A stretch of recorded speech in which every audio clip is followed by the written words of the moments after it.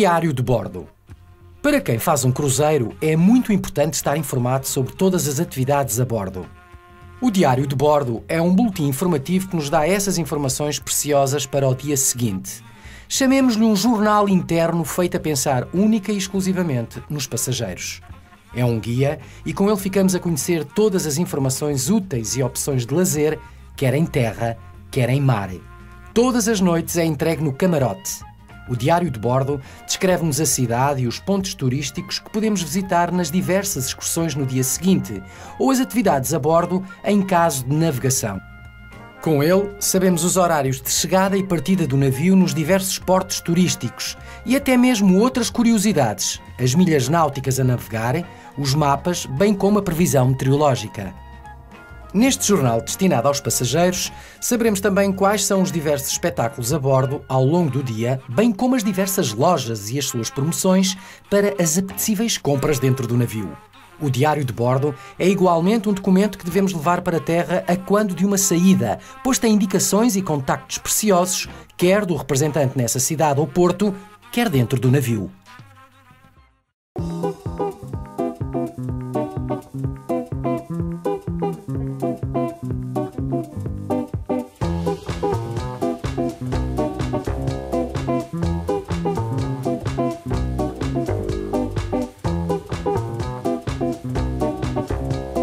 Eu penso que o mais interessante para as famílias é que, a bordo de um cruzeiro e com o nosso programa de Venture Ocean, as famílias têm mais tempo para estarem consigo próprios, ou seja, as crianças têm as suas áreas, os adultos podem ter as suas áreas, enquanto que umas férias tradicionais em terra a família tem que andar sempre toda junta. E normalmente, por experiência própria, as crianças acabam por ditar aquilo que a família faz. E aqui eu acho que há um equilíbrio maior. E os pais, neste caso, podem desfrutar muito mais das férias. Por isso a DreamWorks, de alguma maneira, vai entusiasmar as crianças e o Chicago irá entusiasmar os adultos.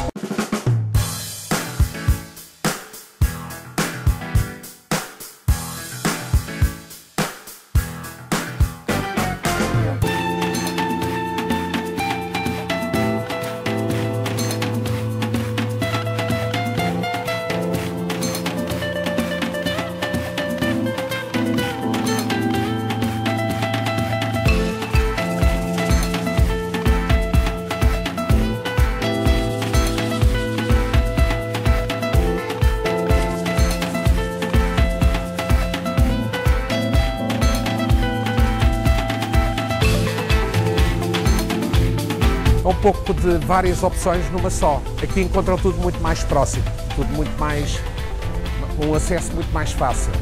Eu penso que essa será, digamos, a grande vantagem, ter estas duas possibilidades, tanto para os mais novos como para os mais velhos.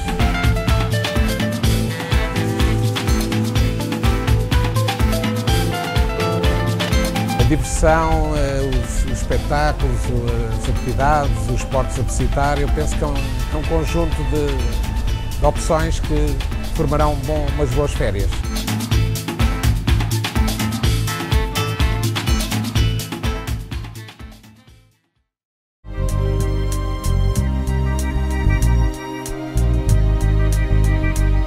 A paixão pelos navios, o interesse de facto que eu tenho, vem desde sempre, praticamente, desde que eu nasci. Nasci em 56 e tenho recordações ligadas aos navios.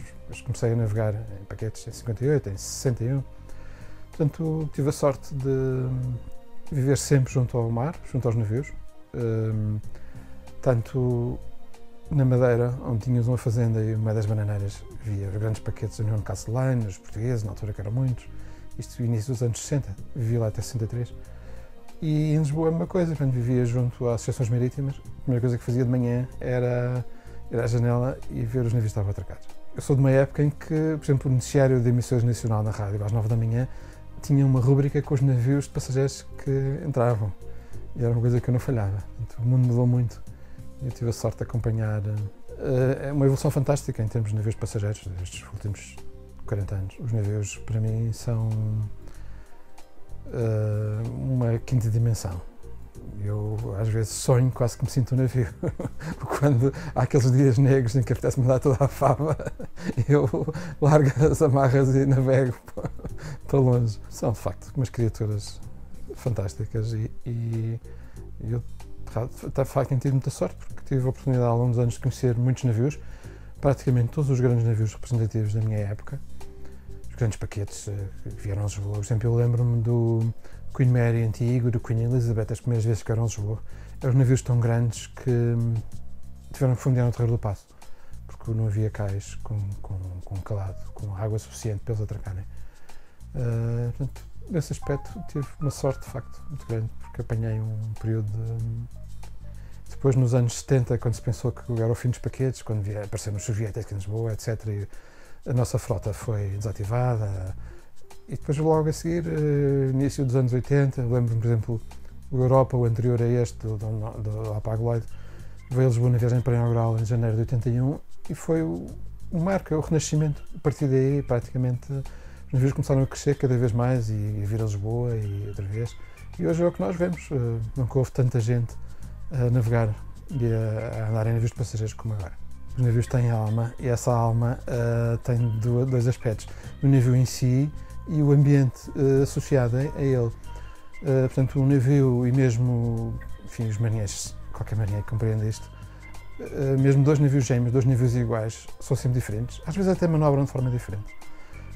Por outro lado, uma tripulação faz um navio, os passageiros fazem um navio, os locais por onde ele navega, tudo. É um mundo fascinante. Gosto de todos, basicamente todos os navios, e do mar, eu tenho fascínio pelos navios e pelo mar, com uma predileção muito grande pelos navios de passageiros, os paquetes, os navios de cruzeiro e os navios portugueses de maneira geral.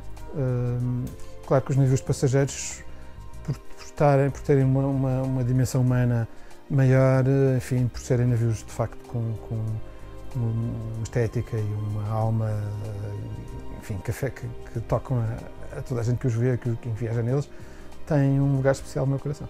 Há dois tipos de portos e de terminais, de facto, são fantásticos. Dos terminais clássicos e que influenciaram os terminais de Lisboa, a Rocha e Alcântara, são os italianos. Pelas particularidades que têm, que eu revesto depois em Lisboa, a Nápoles. Nápoles é um porto lindíssimo, Vesúvio, e, enfim, aquela luz também semelhante à nossa. De facto, Nápoles é um porto que eu gosto muito. Também gosto muito de um outro porto, uma perspectiva diferente. Gosto de Valletta, em Malta, e há um outro que é presença obrigatória todos os anos, no dia 31 de dezembro, para mim, que é o Funchal. O Funchal, o Porto de Funchal é lindíssimo, também a aproximação também é lindíssima, especialmente quando os navios vêm do sul, mas há muitos. O Rio de Janeiro, por exemplo, também é um porto. Entrar no Rio de Janeiro é também uma coisa de sonho. E em Santos, Porto de Santos, completamente diferente, mas ainda é um porto à antiga, cheio de gruas e cheio de navios a perder de vista nos cais, como havia antigamente na Europa. Cada um tem o seu fascínio. Os portos alemães também são interessantíssimos, cheios de história. Eu comecei por o meu primeiro livro publicado foi em 1988. Foi uma história da pilotagem. Vi o Instituto de Pilotagem, fazia 10 anos e andaram atrás de mim, queriam que eu fizesse um livro. Melhor, não digo que não, mas vou-lhes pôr condições que eles com certeza não vão aceitar. Só que não só aceitaram, como ainda tive melhores condições do que pedi. E portanto tive mesmo de fazer esse livro, que ficou giro, foi uma experiência muito engraçada. E depois a partir daí fiz os Paquetes Portugueses, em 92, e depois criei a minha própria editora, a EIN, e neste momento tenho 17 livros publicados, alguns escutados, alguns com várias edições, uns só em inglês, outros em português e inglês, outros só em português. Estes livros todos representam cerca de 40 mil exemplares. Para um tema tão especializado como é este, é razoável. Claro que há um aspecto muito importante aqui, os meus livros vendem-se no estrangeiro. Inglaterra, França, Estados Unidos, enfim, Alemanha, Noruega, vários países.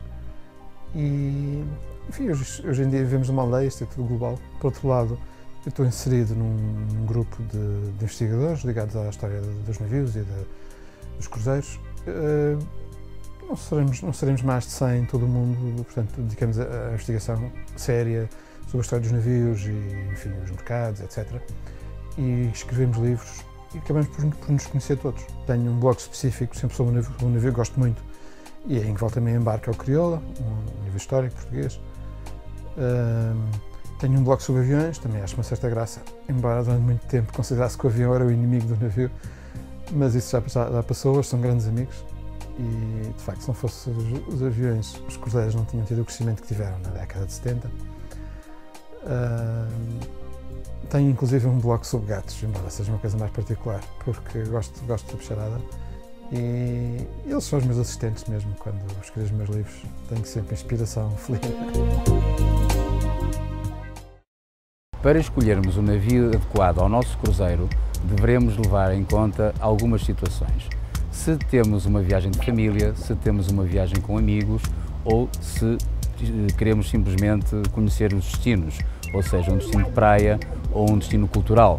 Aí deveremos escolher em função do tamanho do navio também e das suas atividades e o que é que ele nos pode dar a bordo, seja em termos de lazer, seja em termos de shows e de espetáculos a bordo também e com todas as atrações da tripulação.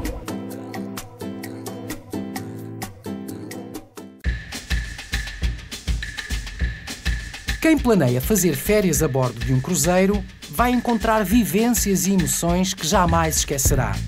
A viagem pode tornar-se ainda mais interessante se puder desfrutar de todos os momentos na melhor companhia. Em qualquer época do ano, as piscinas e jacuzzis são excelentes opções para a família para poderem partilhar momentos animados. O gosto pela culinária é sem dúvida uma oportunidade para aprender as melhores receitas com os mais experientes chefes internacionais de cozinha.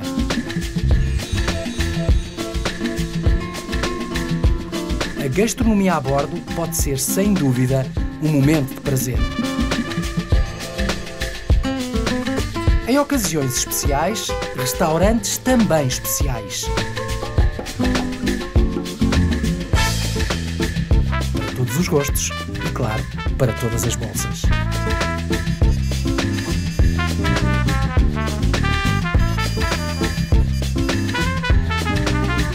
O luxo é outra das características que podemos encontrar e usufruir a bordo de um navio.